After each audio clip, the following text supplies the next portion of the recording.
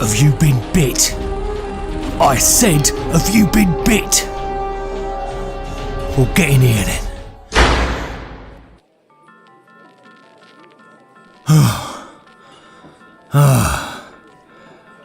Well, I'm glad you're not dead. Welcome to the guild.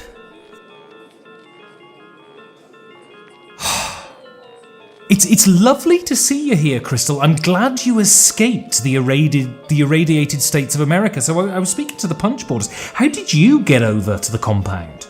Well, see, I know that they said it was a long swim. I didn't actually swim. I found a really friendly whale, and it took a little bit of convincing, and obviously it was a long journey for him, but I actually rode on his back all the way over, and he was a little disfigured. The irradiated states did affect him a bit, but I helped patch him up on the way, so I figured, it was a nice little trade. I mean, it's amazing. I mean, you were exceptionally lucky considering that Wales have basically taken over Europe and are now holding a tyranny in which they put humans into a kangaroo court and throw them into pits. You must have just found one of the good ones. I mean, truthfully, I think I may have furthered his agenda because I did help him heal up as he was coming over here. So his motives may not have been entirely noble, but I mean, I had to get over. I had to get away. So I apologize for potentially furthering the tyranny of the whales over here in Europe. Well, the fact is, I mean, I was speaking to a whale the other day, and he just basically said, look, what do you want us to do? We swam around in an ocean full of plastic for 50 years. What do you expect us to do now you're weakened? I mean, really, we deserve this. I mean, no question. But anyway, I was going around the compound, which is thankfully landlocked, so there's no chance that those evil blowholed things can come and destroy us. And I was going around on my Segway because I managed to save a Segway when I fled from the city. And I go around asking people questions about games, and they sometimes answer them. They sometimes scream at me in agony. And they sometimes point towards their bleeding sores and said, what the hell are you talking about? But sometimes I get an answer. So the question I asked them was, what is the biggest issue facing gaming right now? And so, apart from the obvious apocalypse, what would you say is the biggest issue facing gaming? I think this is a really complex question that honestly has multiple answers, and especially depending on who you ask. I think gaming as a whole is faced with a lot of different issues that all stem from its growth or lack thereof in some regards, and its popularity or lack thereof in some regards. I think that there are some aspects of the gaming hobby that are growing too fast. I think that there are some that are not growing fast enough. And I think gaming's popularity is growing too fast in certain circles and not growing fast enough in others. And I think the disconnect between those different circles are actually what is causing some of the major issues in gaming right now. So what would you mean when you say circles? What do you mean specifically? Well, I would say like hobby gamers, the popularity of gaming has kind of grown exponentially. So for someone who's already aware of gaming, I think there has been exponential growth in the number of games that a person wants to play on average in any given time period, the number of games they want to buy on average in any given time period. And you have people complaining about the types of new games that are coming out, the amount of new games that are coming out. Some people say too little, some people say too many. But then you also have a much larger section of the world. Admittedly, the whole world is smaller now because of the whole apocalypse, but it's even as it's shrunk, people are still mostly not aware of board games as a hobby. Truthfully, like I think the ones of us who are in the hobby kind of tend to forget that we are the minority. And I think people outside of the hobby, if we want this hobby to grow and succeed, we need to find ways to introduce them to it. And honestly, I think that it would only be a good thing for those people. I often say that I think board gaming is the hobby that most adults don't know they want in their life. Because I think without fail, everyone that I've introduced modern board gaming to as an adult has been surprised in a pleasant way by how much fun it is. They may not get in as deep as I am. I think that's the average. Most people aren't in as deep as we are, but their eyes are kind of opened to something that they may have been ancillarily aware of and didn't realize was so interesting and complex.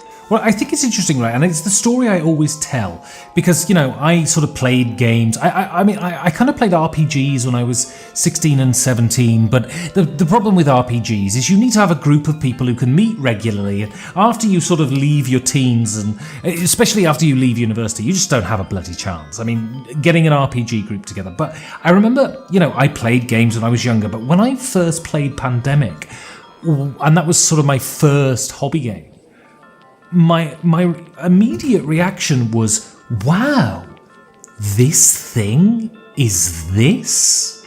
I imagined it was Monopoly, and I imagined it was essentially a way to distract yourself and kill a couple of hours when you were with people you didn't want to be with, right? And then suddenly I realised that they were a thing within themselves that worked as entertainment, that were engaging and functional in a way that I hadn't expected at all. And I think you're right. People don't realise it, and when they see it, they just go, "Whoa, that's astonishing," right?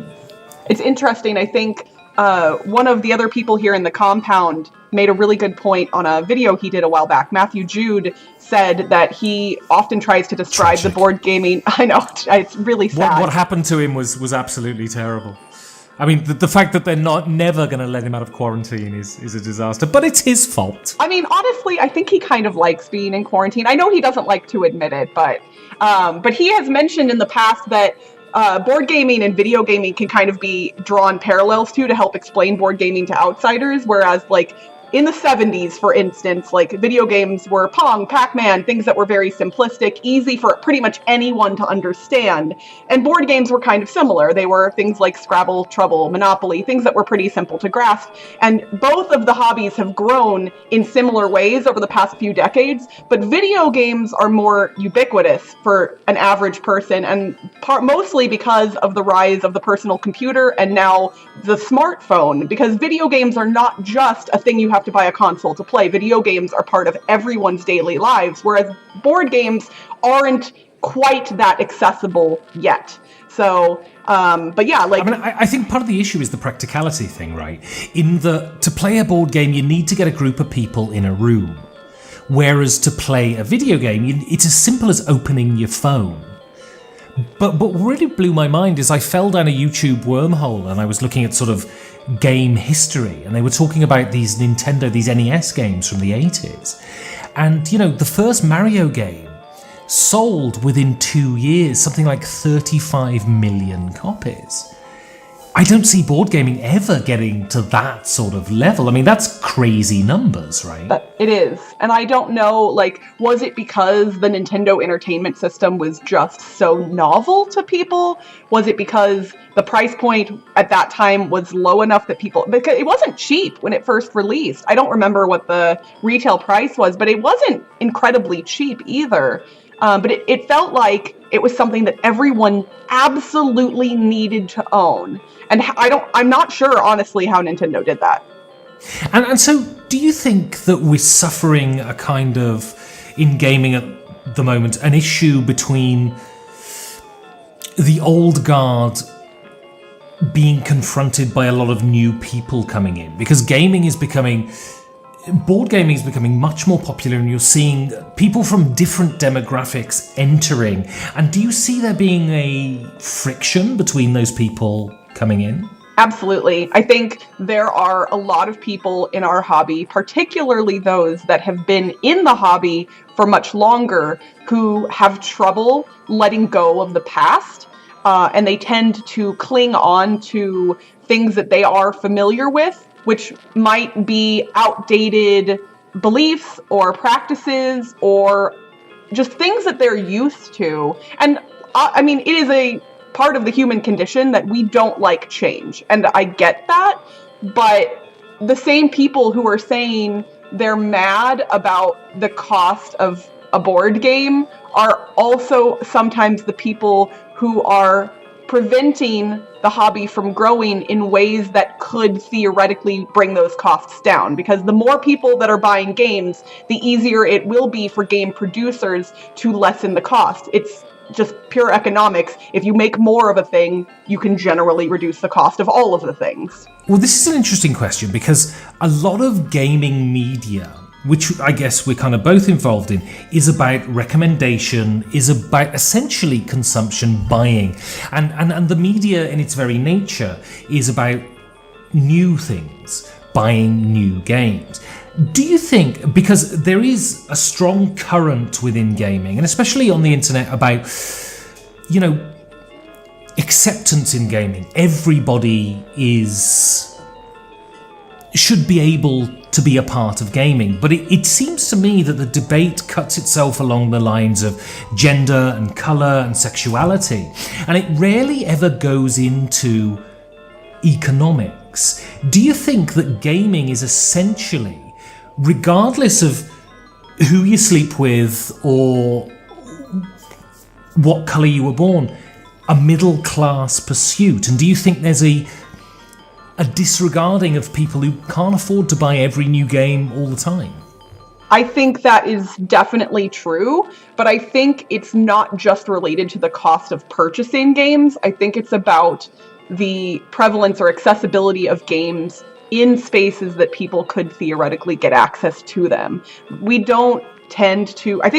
often tend to think of the price point of a single game as an economic barrier, and it most certainly is, but there are other economic barriers that most people tend to forget about, and that could be single parents who need to be able to find childcare to go to a game night, or the fact that often to be able to go to a space and play games, there is a cost involved, whether that's paying an entry fee at a board game cafe or going to a game night at a restaurant and feeling obligated to purchase food and drinks to be a good patron there. There are other costs involved in getting involved in our hobby. And if we could find a way to make games more accessible in general, such as providing games to public libraries, which truthfully people say in the past have said that they're dying, but I think honestly they could thrive if libraries are willing to become more about books, and a lot of them have. I think they can help other industries like the board game industry,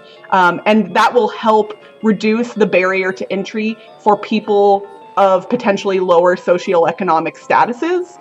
And once people are involved in the hobby, it will still improve everyone's access to it, even if that person in particular maybe can't afford to buy a $70 or $80 board game themselves. I mean, it's interesting because my local game group, before the apocalypse, this premise is paper thin, is at a community centre where you have a €1 entrance fee, and there's loads of super gamers there who bring their games. The collection is super good. Part of what I do with review copies I get is donate them to this place. So, there's some I want to keep, most I don't, and I give some of them to this place. And what's really interesting is that because I live in a city with super public transport, is that people can get to the game night. I think America has the issue, is that unless you're in New York or something like this, you have to drive, and you have to, the logistics seem a lot more difficult than they do in Europe, right? Absolutely, and I think it's really true. I live in Las Vegas, which Las Vegas is a very large city, but it is more spread out geographically than a lot of cities of similar size throughout the United States. I have friends who live in the same city as me, in Las Vegas, and it takes me 45 minutes to drive from my house to theirs. And that's the same city. And that's a kind of nonsense in a way. And I think while there are a ton of board gamers here in Las Vegas, and we do come together there's a convention here once a year that I help run that brings us all together. Honestly, a lot of the board gaming community here, I don't see that often because we are so spread out that even for me, I consider myself very lucky to be a middle class citizen, and I can afford to go out in the evenings or to drive somewhere, but I'm on a weeknight, for instance, I'm not going to drive 30 or 45 minutes to go play games generally, because time is a commodity as well, and not everybody has time to spend. Well, I was going around on my Segway and I bumped into Benny Kenobi, and he seems to have an issue that a lot of people seem to have, which you've referred to, and he says too many games coming out. I know this sounds counterintuitive. It should lead to more choice for consumers. However, the sheer amount of games is leading to two issues: a natural increase in the amount of dross, but also some games being lost in the mix. It's also an issue for retailers, as they don't know which games to order, which ones will be popular.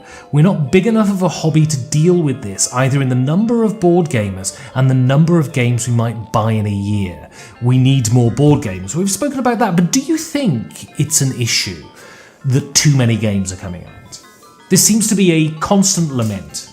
I don't think it is, at least not for those of us who play games. Now, for people who publish games, I think it's a separate issue, because when you're trying to get your product seen, there can be struggles if there are a lot of other competitors for that space. For us as gamers, I don't think there will ever be too many games coming out. Now, if you are the type of person who wants to try, theoretically, every game, then it may seem like a problem, but honestly, I believe that more games and more people creating games will create a wider variety of games, which will make sure that we get games that speak to different groups of people, and we'll make sure that there is the perfect game for everybody. If we had less games coming out, I think it's harder to ensure that we have games that are for everyone. So yes, I recognize that a lot of games that come out are what we in the hobby may call not good or mediocre,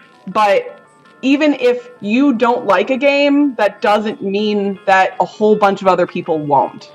And I think actually there are a lot of games that you wouldn't fall in love with, but I think the standard of games that are published is really high now. It's definitely improved. Yeah. And I think it's interesting. I think the most important thing about having more people in the hobby is that you get more people from different points of view. And so what they create will be different. If you have a cabal of a certain group of a certain type of people, they're going to echo each other and create the same sorts of things. I mean, I don't think... while I played Modern Art by Reiner Knizia the other night, and I'm discovering these old Knizia games now, and they're absolutely spectacular. I mean, he is an absolute genius, but at the same time, if you have a certain group of people from a certain area just creating games, you won't have a game that comes out like Consenticle, or a game that comes out like Holding On. And I think to push the hobby forward, you certainly need more gamers. And what that means is you do have more people creating, you have more aspiration. And the inevitable problem of this is that you have more games, which I'm not sure is a problem really, no? I think it's tough because I think the people who are already deep in, the people who are designing games and publishing games, need to be working to encourage other people who are not like them to be doing the same thing. And that seems counterintuitive from a business perspective at first, because why would I, board game designer who has been working for 30 years successfully, want to introduce somebody else in and potentially lessen the sales of my games? But I think as time progresses, as you said, if more people are creating games, it will bring more people into the hobby, and everyone will potentially do better as a result. I think a rising tide lifts all boats, right? Absolutely. So, Scott Ratka Drift Marlow, I'm reading this out simply because of the first word, which is wonderful. He says the biggest problem is capitalism. Quite right, Scott. And he says, all of a sudden, the monster of capitalism has realised there's money to be made on a formerly fringe hobby. Board game media is becoming a cog in the hype machine. There's zero critical infrastructure, and an unreasonably huge number of mediocre games and media is flooding the market, blowing the signal no-noise ratio out. We're becoming a victim of our own success. So, you're a media creator. You're someone who firstly, I guess my question is, what do you see your job as someone who creates media? Well, I think that has kind of evolved for me over the past few years. When I started my podcast, I did the thing that sometimes people do in life, where you realize that there is a problem, and rather than complaining about it, you decide to fix it. I think when I was consuming a lot of board game media, podcasts specifically, also videos on YouTube, and at that point, there were no media creators who were being made by people who were of female or non-binary gender exclusively. None, not a single one. And I thought that was pretty crummy, and I could have gone on the internet and just yelled about it. And I think I probably did a little bit, or at least I mentioned it. But then I said, no, I'm going to fix the problem. I'm going to create something. And now, 3 years later, there are a bunch of media outlets that are female only or non-binary gendered people. And I think that that's amazing. My job, while it started out to just be something that didn't currently exist, I think now it is just to provide a perspective that may resonate with people who weren't seeing themselves represented in other places.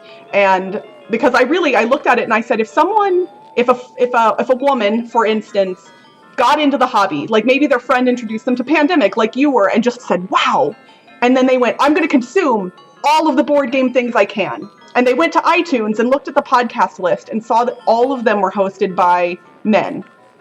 I feared that there would be people who would go, oh, maybe this thing isn't for me. I thought it was, but maybe it's not. And maybe they'll shy away from it. So I just I want to be a voice of differentiation. And one of my other primary focuses is a voice of positivity. And that doesn't mean that I only talk about games I like, but I think putting a positive spin on things is important. And I think avoiding cynicism is also important. I think a lot of hobby board gamers tend to become jaded over time and allow their preconceptions and anger at certain aspects of the hobby to pervade all of the ways that they interact with it. And I believe that people are good, whether that's the people who are listening to podcasts or making games. And I want to try and find the good and spread the good in our hobby, because I believe that will only serve to improve it.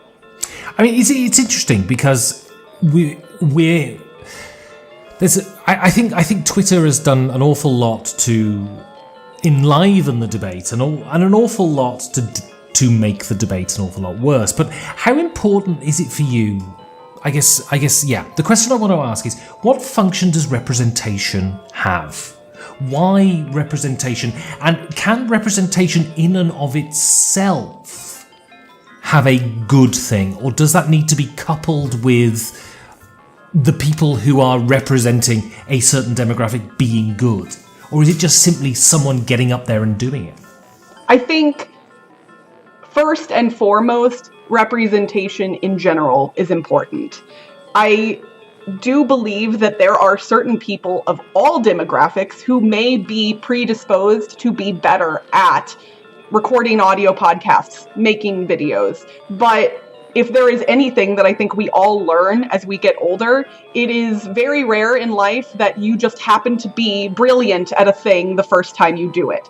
So I think we tend to discount people who start out in a thing and maybe aren't as good at it, but often we're comparing them to people who've been doing that same thing for years. So I don't think you can just look at someone who is representative of a different group, but maybe isn't quite as skilled yet at it, as not being as valid a voice in the specific media outlet that they're attempting to break into. And I think that means supporting them. It means sometimes providing constructive criticism, but the way in which people do that needs to be very tempered and very thoughtful, because I think there are a lot of people who provide what they think is constructive criticism that ends up being more hurtful than helpful. And I think that means helping provide resources to the people whose voices we want to hear in our hobby. And that's not just people in media like you and I, that's also people who want to design games, who want to publish games, who want to develop games. Like, there's so many different positions in our hobby where a differentiation in voices and experiences could be beneficial to us. Yeah, I mean, I think it's really interesting in that we live in a society. I mean, I live in Berlin before the apocalypse, and incredibly varied, and your whole life is incredibly varied. The people you see on the street, the people you talk to, the people you engage with, and yet there is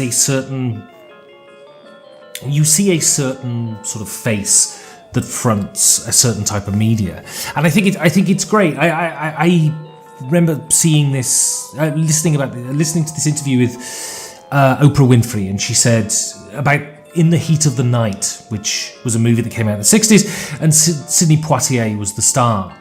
And she said it was hugely important for her because she saw a black man on screen who wasn't a victim, who was intelligent, who was urbane, who looked great and was able to command respect and admiration, and that made her think, oh, maybe I can too. So I think absolutely, regardless of where you come from, and I think there's a danger in focusing on one aspect of your personality, one aspect of your identity, but certainly there are certain things that are unavoidable, and seeing people doing it is good.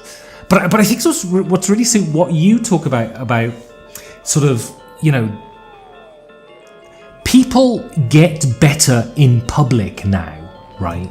Yes. Whereas before, you'd do 50 episodes of something in your bedroom until you got good at it, and now you're doing it and you're releasing it and everyone's seeing that progression. And I think that's unique, right?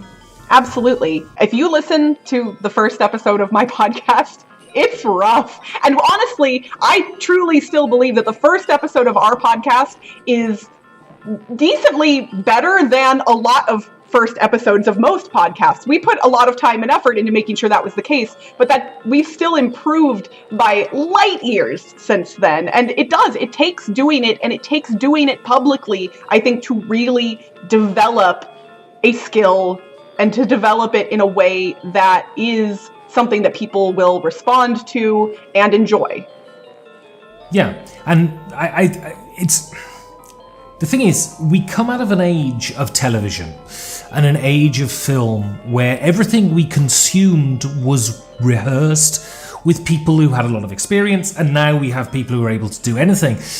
And when you talk to people giving criticism, often the criticism is based upon a false expectation of what this person should be doing, right?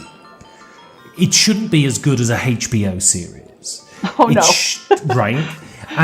And yeah, I think it's really interesting, and I think that when you put something out into the world and it gets criticized, and the anonymity of the internet allows you to be nasty if you wish to be nasty, that's a really hard thing to deal with.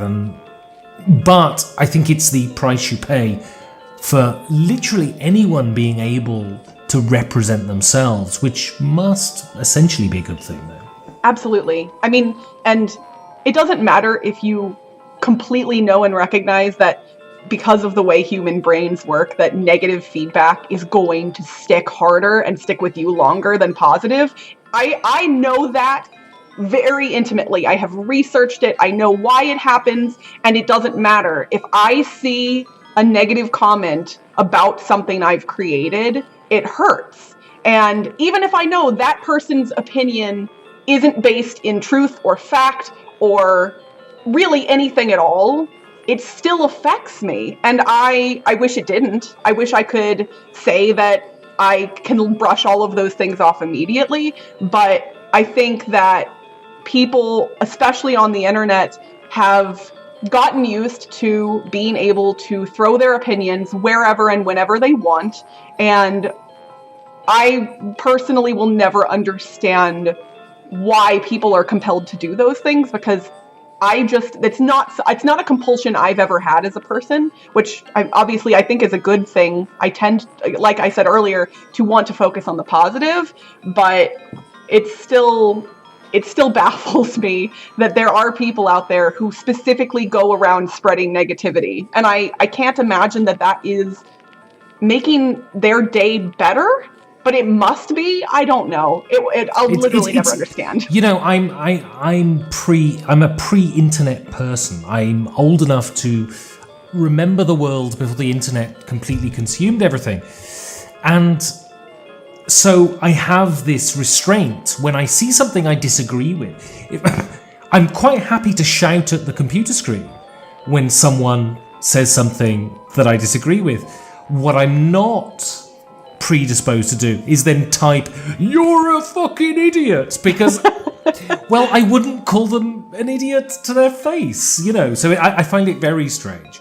But, so it seems that Dan Hughes has had some treatment, enough to be able to speak to me in the compound, and he says, and I think this is interesting, he says the biggest danger to the hobby, possibly the biggest threat, is excessive gatekeeping and non-tolerant attitudes to the other. I don't think either threaten the hobby or the industry enough that it's at risk of shrinking. However, it's possible that it may stop growing. And have you witnessed that kind of thing? Absolutely. Many times. It is, and it's funny because whenever you see discussions about this kind of topic online, there are inevitably people who often tend to be white males, not always, but often, who say, "I've never seen anything like that."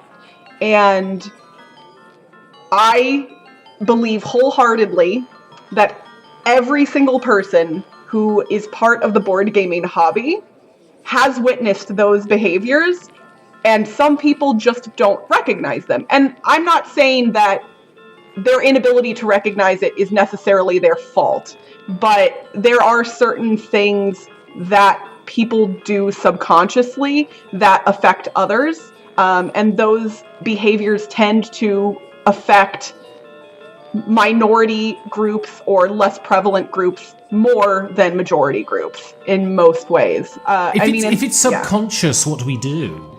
I think people raising their kids to be more tolerant and more understanding and more educated about the differences between people and how those differences are important in some ways, but also unimportant in others.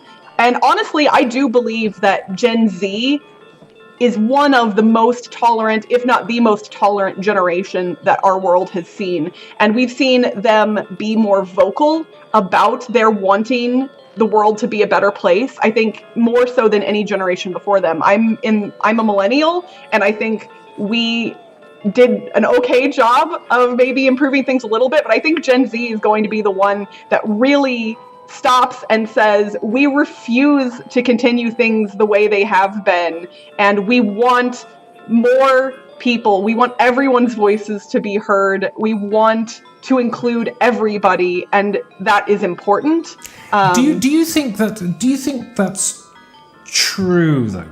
I mean, my concern is because I know I grew up in a very rural area with a very sort of I guess conservative, not in the American sense, but a very conservative, very sort of stayed in their way background. I mean, what I see, and I can only really talk to Twitter, is there doesn't seem to be a big debate. And do you think that I guess tolerance stretch to the point where you're not necessarily a racist if you voted for Trump, but can a Trump voter within a certain group of people be tolerated, or will they be shouted down?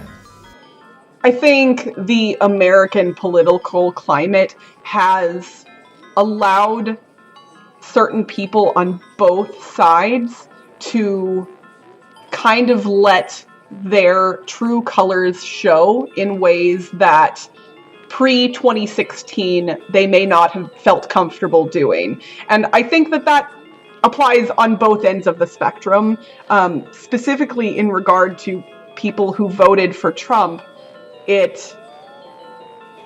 I think there are people who maybe grew up in areas where some of the thinking was a little bit more outdated or potentially racist or non-tolerant.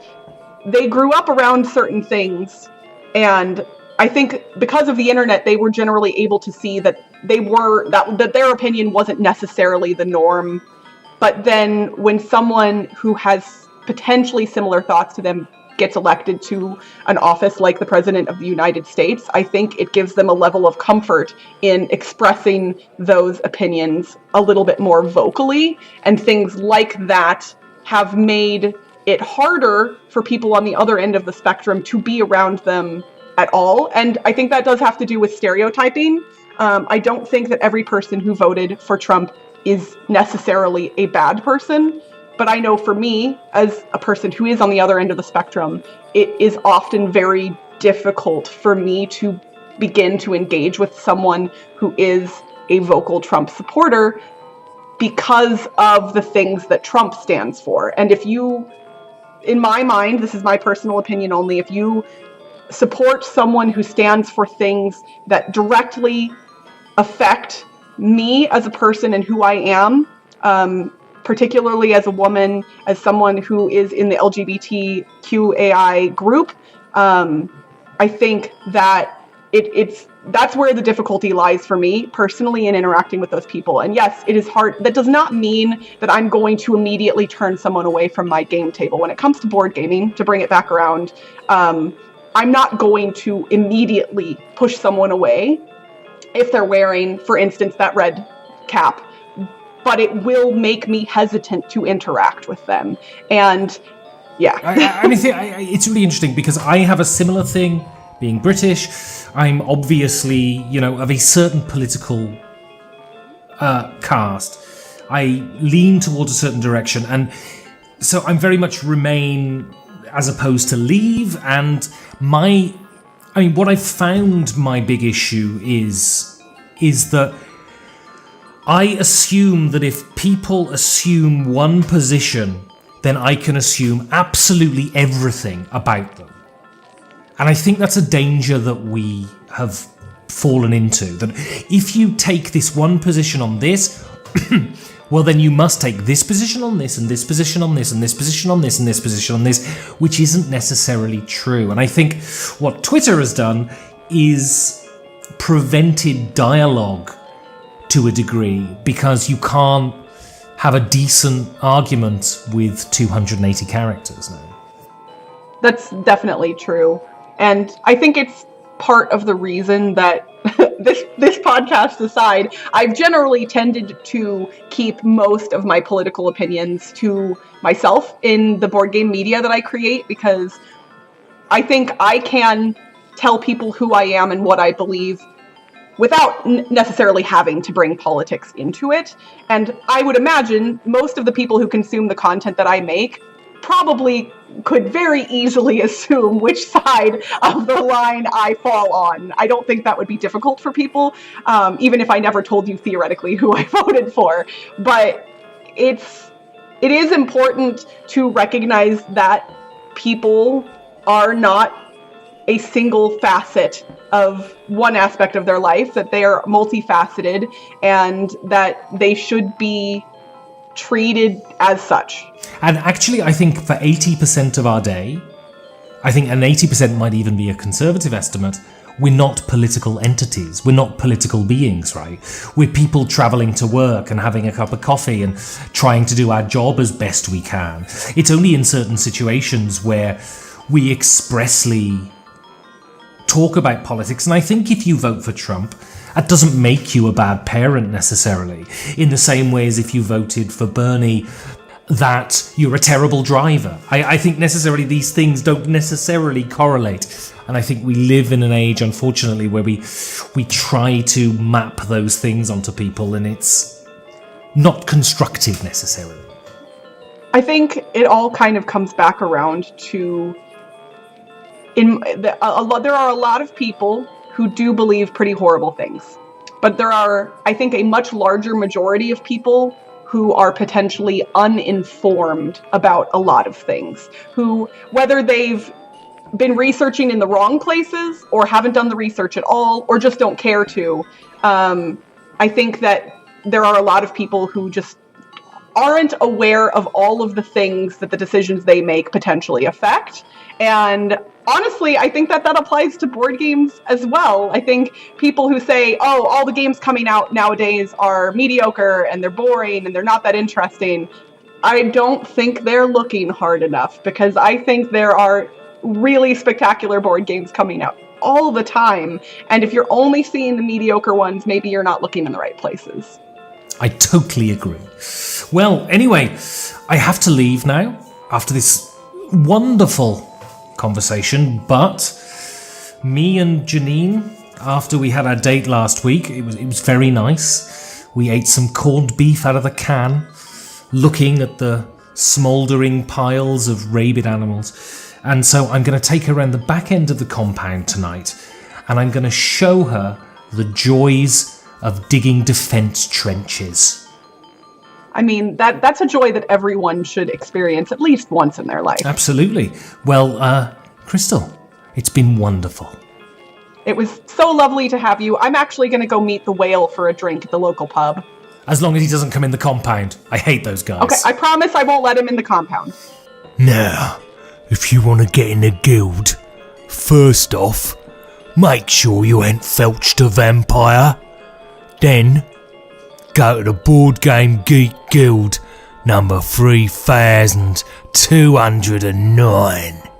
Now, I don't reckon them space aliens are gonna explode their own eyeballs. Get out there, suck some alien eyes.